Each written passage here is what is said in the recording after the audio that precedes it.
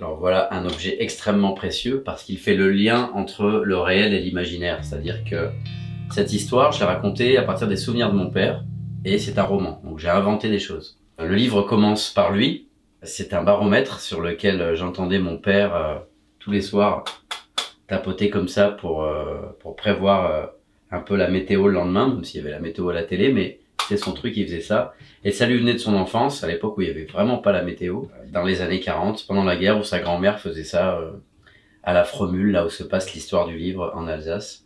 Et donc je l'ai récupéré, c'est le vrai baromètre de l'histoire, du livre et de la réalité. On a reproduit un fac-similé de la véritable lettre qu'a écrit ma grand-mère, donc la mère de mon père, ce personnage principal du livre, Menou. Quand elle s'occupait de lui, qu'il avait la fièvre, c'est le 20 mai, elle est décédée le 3 juin. Donc c'était vraiment, c'est sa dernière lettre.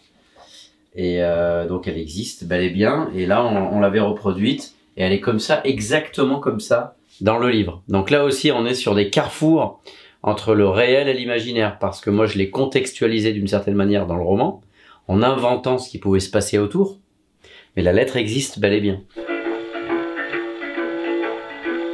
La route est un long ruban qui défile et se perd à l'infini, loin des villes, loin des villes. À chaque fois que mon père me parlait de cette lettre, c'était toujours un moment très intense. Ça arrivait rarement, c'est pas une obsession où il nous en parlait régulièrement, mais de temps en temps, je me rappelle de moments de mon enfance où il était question de cette lettre.